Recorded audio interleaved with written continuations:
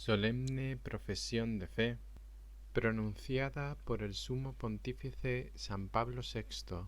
ante la Basílica de San Pedro, el día 30 de junio de 1968, al clausurarse el año llamado de la fe y el 19º centenario del martirio de los santos apóstoles Pedro y Pablo. Venerables hermanos y queridos hijos, clausuramos con esta liturgia solemne tanto la conmemoración del 19º centenario del martirio de los santos apóstoles Pedro y Pablo, como el año que hemos llamado de la fe, pues hemos dedicado este año a conmemorar a los santos apóstoles, no sólo con la intención de testificar nuestra inquebrantable voluntad de conservar íntegramente el depósito de la fe, el cual ellos nos transmitieron, sino también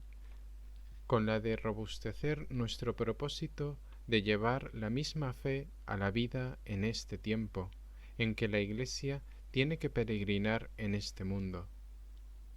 Pensamos que es ahora nuestro deber manifestar públicamente nuestra gratitud a aquellos fieles cristianos que, respondiendo a nuestras invitaciones, hicieron que el año llamado de la fe obtuviera suma abundancia de frutos, sea dando una adhesión más profunda a la palabra de Dios, sea renovando en muchas comunidades la profesión de fe, sea confirmando la fe misma con claros testimonios de vida cristiana. Por ello, a la vez que expresamos nuestro reconocimiento, sobre todo a nuestros hermanos en el episcopado y a todos los hijos de la Iglesia católica, les otorgamos nuestra bendición apostólica. Juzgamos, además, que debemos cumplir el mandato confiado por Cristo a Pedro, de quien, aunque muy inferior en méritos, somos sucesor, a saber, que confirmemos en la fe a los hermanos. Por lo cual, aunque somos conscientes de que nuestra pequeñez, con aquella inmensa fuerza de ánimo que tomamos en el mandato que nos ha sido entregado, vamos a hacer una profesión de fe y a pronunciar una fórmula que comienza con la palabra creo, la cual, aunque no haya que llamarla verdadera y propiamente definición dogmática,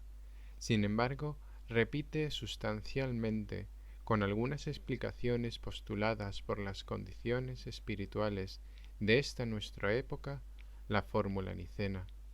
es decir, la fórmula de la tradición inmortal de la Santa Iglesia de Dios. Bien sabemos, al hacer esto, por qué perturbaciones están hoy agitados, en lo tocante a la fe, algunos grupos de hombres, los cuales no escaparon al influjo de un mundo que se está transformando enteramente,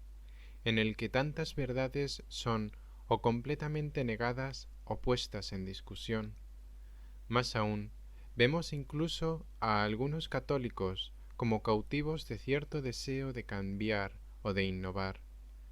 La Iglesia juzga que es obligación suya no interrumpir los esfuerzos para penetrar más y más en los misterios profundos de Dios, de los que tantos frutos de salvación manan para todos, y a la vez proponerlos a los hombres de las épocas sucesivas cada día de un modo más apto. Pero, al mismo tiempo, hay que tener sumo cuidado para que, mientras se realiza este necesario deber de investigación, no se derriben verdades de la doctrina cristiana. Si esto sucediera, y vemos dolorosamente que hoy sucede en realidad,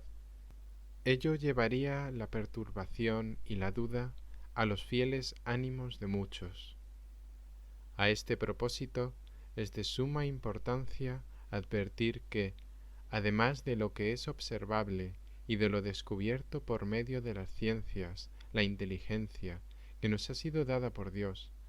puede llegar a lo que es, no sólo a significaciones subjetivas de lo que llaman estructuras o de la evolución de la conciencia humana.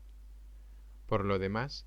Hay que recordar que pertenece a la interpretación o hermenéutica el que, atendiendo a la palabra que ha sido pronunciada, nos esforcemos por entender y discernir el sentido contenido en tal texto, pero no innovar, en cierto modo, este sentido, según la arbitrariedad de una conjetura. Sin embargo, ante todo, confiamos firmísimamente en el Espíritu Santo, que es el alma de la Iglesia, y en la fe teologal, en la que se apoya la vida del cuerpo místico, no ignorando ciertamente que los hombres esperan las palabras del vicario de Cristo. Satisfacemos por ello esa su expectación con discursos y homilías que nos agrada tener muy frecuentemente. Pero hoy se nos ofrece la oportunidad de proferir una palabra más solemne. Así pues, este día, elegido por nos para clausurar el año llamado de la fe, y en esta celebración de los santos apóstoles Pedro y Pablo, queremos prestar a Dios, sumo y vivo, el obsequio de una profesión de fe. Y como en otro tiempo en Cesarea de Filipo, Simón Pedro, fuera de las opiniones de los hombres, confesó verdaderamente, en nombre de los 12 apóstoles, a Cristo, Hijo del Dios vivo.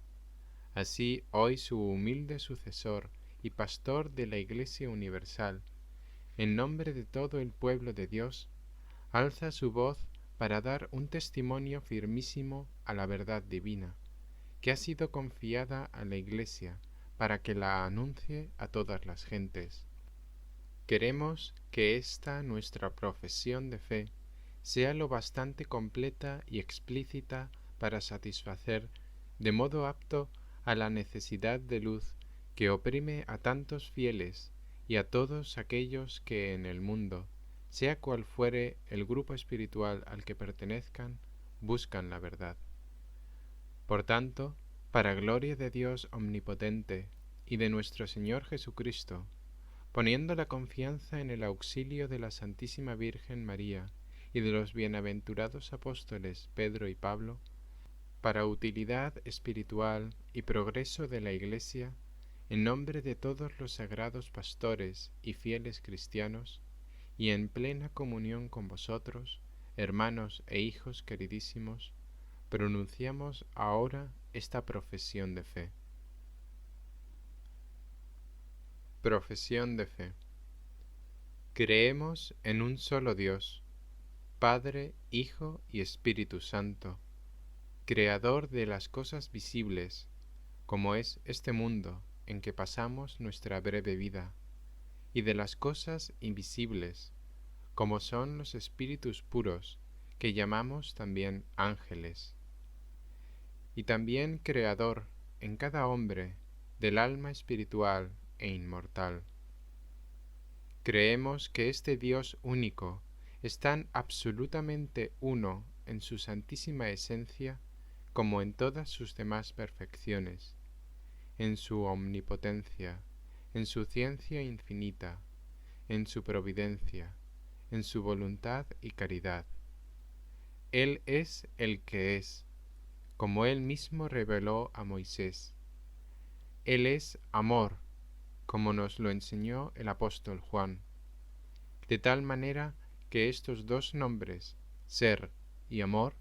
expresan inefablemente la misma divina esencia de aquel que quiso manifestarse a sí mismo a nosotros, y que, habitando la luz inaccesible, está en sí mismo sobre todo nombre y sobre todas las cosas e inteligencias creadas. Solo Dios puede otorgarnos un conocimiento recto y pleno de sí mismo, revelándose a sí mismo como Padre, Hijo y Espíritu Santo, de cuya vida eterna estamos llamados por la gracia a participar aquí en la tierra, en la oscuridad de la fe, y, después de la muerte, en la luz sempiterna. Los vínculos mutuos que constituyen a las tres personas desde toda la eternidad, cada una de las cuales es el único y mismo ser divino. Son la vida íntima y dichosa del Dios Santísimo, la cual supera infinitamente todo aquello que nosotros podemos entender de modo humano. Sin embargo, damos gracias a la divina bondad de que tantísimos creyentes puedan testificar con nosotros ante los hombres la unidad de Dios, aunque no conozcan el misterio de la Santísima Trinidad. Creemos, pues, en Dios, que en toda la eternidad engendra al Hijo. Creemos en el Hijo, Verbo de Dios, que es engendrado desde la eternidad. Creemos en el Espíritu Santo, persona increada, que procede del Padre y del Hijo como amor sempiterno de ellos. Así, en las tres personas divinas, que son eternas entre sí e iguales entre sí, la vida y felicidad de Dios, enteramente uno, abundan sobremanera y se consuman con excelencia suma y gloria propia de la esencia increada. Y siempre hay que venerar la unidad en la Trinidad y la Trinidad en la unidad. Creemos en nuestro Señor Jesucristo, el Hijo de Dios. Él es el Verbo eterno, nacido del Padre antes de todos los siglos, y consustancial al Padre, o dicho en griego, homoousios to patri, por quien han sido hechas todas las cosas, y se encarnó por obra del Espíritu Santo, de María la Virgen, y se hizo hombre, igual por tanto al Padre según la divinidad, menor que el Padre según la humanidad, completamente uno, no por confusión que no puede hacerse de la sustancia, sino por unidad de la persona. Él mismo habitó entre nosotros lleno de gracia y de verdad, anunció y fundó el reino de Dios, manifestándonos en sí mismo al Padre. Nos dio su mandamiento nuevo, de que nos amáramos los unos a los otros, como Él nos amó. Nos enseñó el camino de las bienaventuranzas evangélicas, a saber, ser pobres en espíritu y mansos, tolerar los dolores con paciencia, tener sed de justicia, ser misericordiosos, limpios de corazón, pacíficos, padecer persecución por la justicia. Padeció bajo Poncio Pilato, Cordero de Dios, que lleva los pecados del mundo, murió por nosotros clavado a la cruz, trayéndonos la salvación con la carne de la redención. Fue sepultado y resucitó por su propio poder el tercer día, elevándonos por su resurrección a la participación de la vida divina, que es la gracia. Subió al cielo, de donde ha de venir de nuevo, entonces con gloria, para juzgar a los vivos y a los muertos, a cada uno según los propios méritos. Los que hayan respondido al amor y a la piedad de Dios irán a la vida eterna, pero los que hayan rechazado hasta el final serán destinados al fuego que nunca cesará, y su reino no tendrá fin. Creemos en el Espíritu Santo, Señor y vivificador, que, con el Padre y el Hijo, es juntamente adorado y glorificado, que habló por los profetas, nos fue enviado por Cristo después de su resurrección y ascensión al Padre. Ilumina, vivifica, protege y rige la Iglesia, cuyos miembros purifica con tal que no desechen la gracia. Su acción, que penetra lo íntimo del alma, hace apto al hombre de responder a aquel precepto de Cristo: Sed perfectos, como también perfecto es vuestro Padre Celeste. Creemos que la bienaventurada María, que permaneció siempre virgen, fue la madre del Verbo encarnado, Dios y Salvador nuestro, Jesucristo, y que ella, por su singular elección, en atención a los méritos de su Hijo, redimida de modo más sublime, fue preservada inmune de toda mancha de culpa original, y que supera ampliamente en don de gracia eximia a todas las demás criaturas.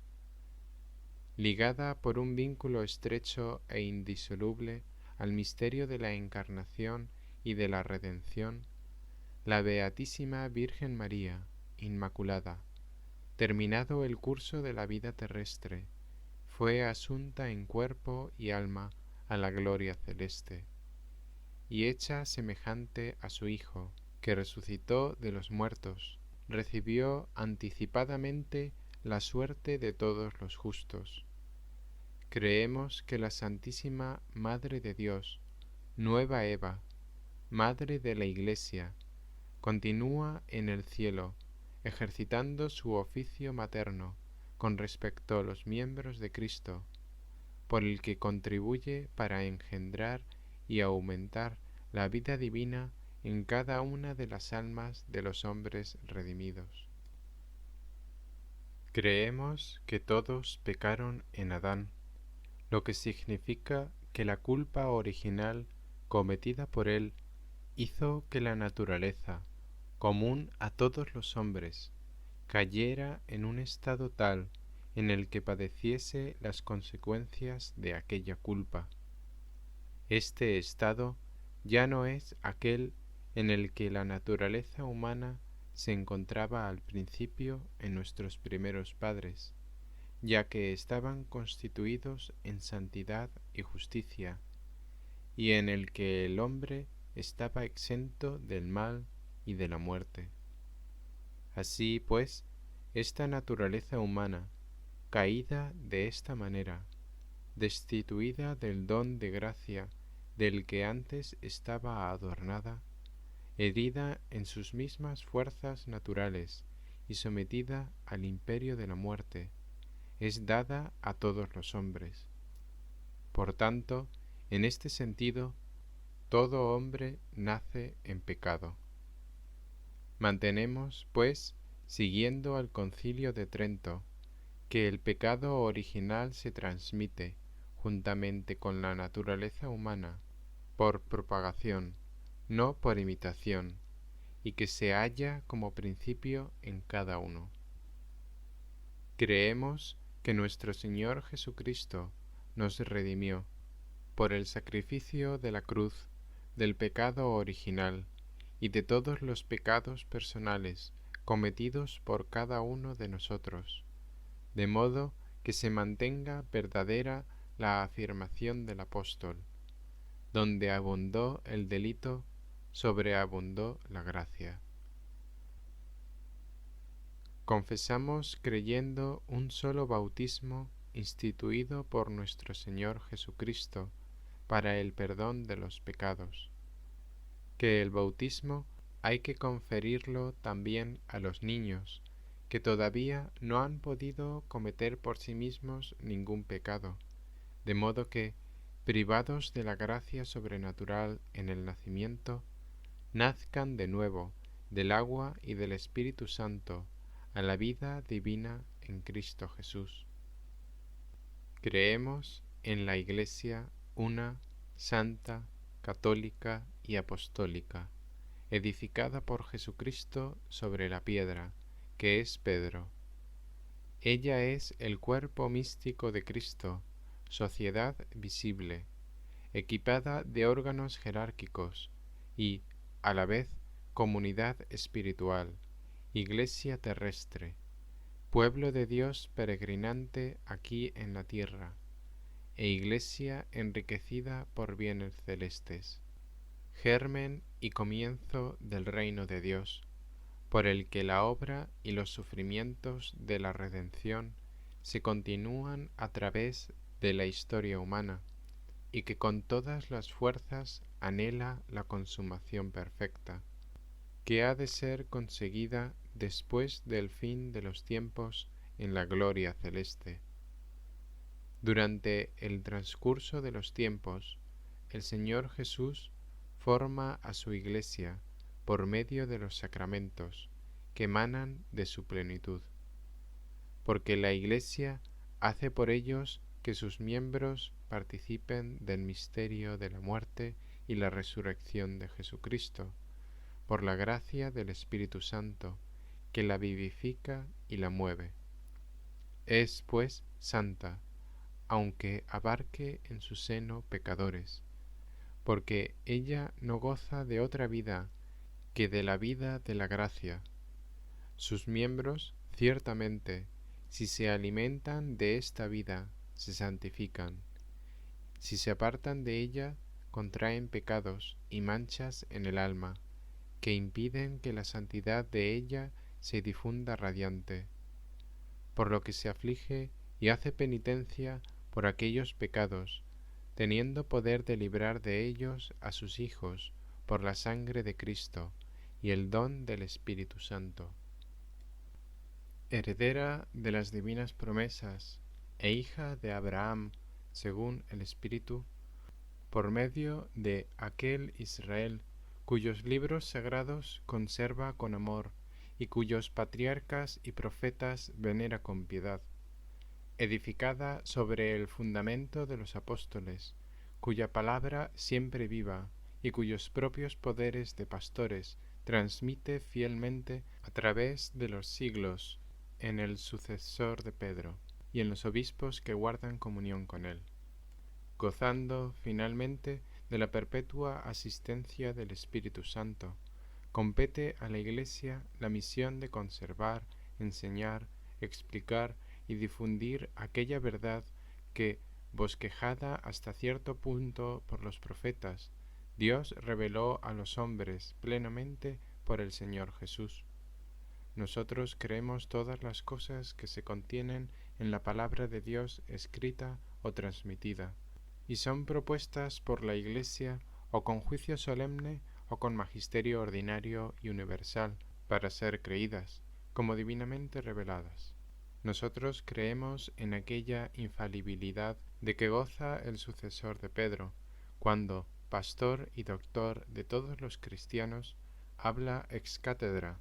y que preside también en el cuerpo de los obispos, cuando ejerce con él mismo el supremo magisterio.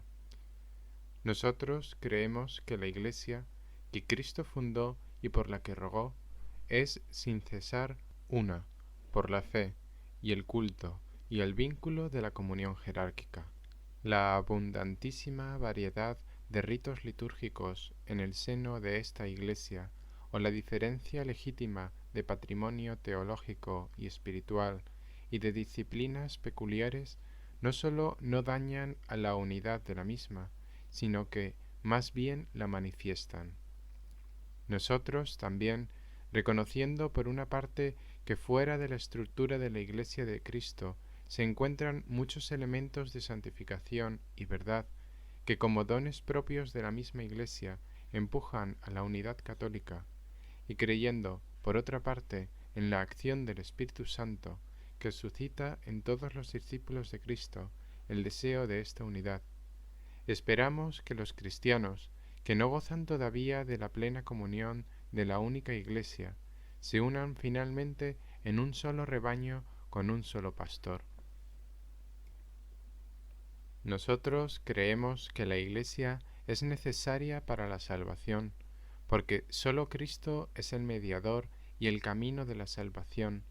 que, en su cuerpo, que es la Iglesia, se nos hace presente.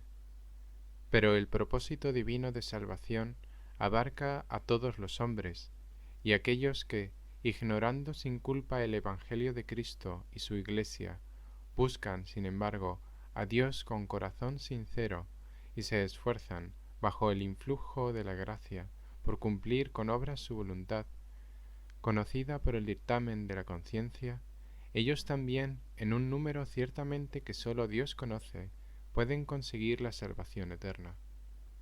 Nosotros creemos que la misa que es celebrada por el sacerdote representando la persona de Cristo, en virtud de la potestad recibida por el sacramento del orden, y que es ofrecida por él en nombre de Cristo y de los miembros de su cuerpo místico, es realmente el sacrificio del Calvario, que se hace sacramentalmente presente en nuestros altares. Nosotros creemos que, como el pan y el vino consagrados por el Señor en la última cena se convirtieron en su cuerpo y su sangre,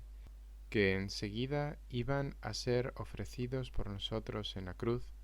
así también el pan y el vino consagrados por el sacerdote se convierten en el cuerpo y la sangre de Cristo, sentado gloriosamente en los cielos. Y creemos que la presencia misteriosa del Señor bajo la apariencia de aquellas cosas que continúan apareciendo a nuestros sentidos de la misma manera que antes, es verdadera, real y sustancial. En este sacramento, Cristo no puede hacerse presente de otra manera que por la conversión de toda la sustancia del pan en su cuerpo y la conversión de toda la sustancia del vino en su sangre, permaneciendo solamente íntegras las propiedades del pan y del vino que percibimos con nuestros sentidos, la cual conversión misteriosa es llamada por la Santa Iglesia conveniente y propiamente transustanciación. Cualquier interpretación de teólogos que busca alguna inteligencia de este misterio para que concuerde con la fe católica debe poner a salvo que, en la misma naturaleza de las cosas, independientemente de nuestro espíritu, el pan y el vino, realizada la consagración, han dejado de existir, de modo que el adorable cuerpo y sangre de Cristo, después de ella, están verdaderamente presente delante de nosotros, bajo las especies sacramentales de pan y vino, como el mismo Señor quiso, para dársenos en alimento y unirnos en la unidad de su cuerpo místico. La única e indivisible existencia de Cristo, el Señor glorioso en los cielos, no se multiplica, pero por el sacramento se hace presente en los varios lugares del orbe de la tierra, donde se realiza el sacrificio eucarístico. La misma existencia, después de celebrado el sacrificio, permanece presente en el Santísimo Sacramento, el cual, en el tabernáculo del altar, es como el corazón vivo de nuestros templos.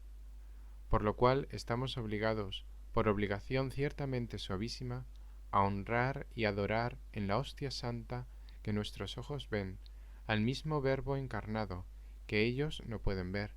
y que, sin embargo, se ha hecho presente delante de nosotros, sin haber dejado los cielos. Confesamos, igualmente, que el reino de Dios, que ha tenido en la Iglesia de Cristo sus comienzos aquí en la tierra, no es de este mundo, cuya figura pasa, y también que sus crecimientos propios no pueden juzgarse idénticos al proceso de la cultura de la humanidad, o de las ciencias, o de las artes técnicas,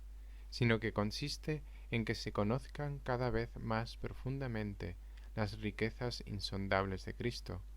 en que se ponga cada vez con mayor constancia la esperanza en los bienes eternos, en que cada vez más ardientemente se responda al amor de Dios. Finalmente, en que la gracia y la santidad se difundan cada vez más abundantemente entre los hombres. Pero con el mismo amor es impulsada la Iglesia para interesarse continuamente también por el verdadero bien temporal de los hombres, porque mientras no cesa de amonestar a todos sus hijos que no tienen aquí en la tierra ciudad permanente, los estimula también, a cada uno según su condición de vida y sus recursos, a que fomenten el desarrollo de la propia ciudad humana, promuevan la justicia, la paz y la concordia fraterna entre los hombres, y presten ayuda a sus hermanos, sobre todo a los más pobres y a los más infelices. Por lo cual, la gran solicitud con que la Iglesia, esposa de Cristo, sigue de cerca las necesidades de los pobres, es decir, sus alegrías y esperanzas, dolores y trabajos. No es otra cosa sino el deseo que la impele vehementemente a estar presente a ellos, ciertamente con la voluntad de iluminar a los hombres con la luz de Cristo, y de congregar y unir a todos en aquel que es su único Salvador. Pero jamás debe interpretarse esta solicitud como si la Iglesia se acomodase a las cosas de este mundo, o se resfriase el ardor con que ella espera a su amor y el reino eterno. Creemos en la vida eterna. Creemos que las almas de todos aquellos que mueren en la gracia de Cristo, tanto las que todavía deben ser purificadas con el fuego del purgatorio, como las que son recibidas por Jesús en el paraíso, enseguida que se separan del cuerpo, como el buen ladrón, constituyen el pueblo de Dios después de la muerte, la cual será destruida totalmente el día de la resurrección, en el que estas almas se unirán con sus cuerpos. Creemos que la multitud de aquellas almas que con Jesús y María se congregan en el paraíso forman la Iglesia celeste, donde ellas, gozando de la bienaventuranza eterna, ven a Dios como Él es, y participan también, ciertamente en grado y modo diverso, juntamente con los santos ángeles, en el gobierno divino de las cosas, que ejerce Cristo glorificado, como quiera que interceden por nosotros, y con su fraterna solicitud ayudan grandemente nuestra flaqueza. Creemos en la comunión de todos los fieles cristianos, es decir, de los que peregrinan en la tierra, de los que se purifican después de muertos, y de los que gozan de la bienaventuranza celeste, y que todos se unen en una sola Iglesia. Y creemos igualmente que en esa comunión está a nuestra disposición el amor misericordioso de Dios y de sus santos, que siempre ofrecen oídos atentos a nuestras oraciones, como nos aseguró Jesús: pedid y recibiréis. Profesando esta fe y apoyados en esta esperanza, esperamos la resurrección de los muertos y la vida del siglo venidero. Bendito sea Dios, Santo, Santo, Santo. Amén.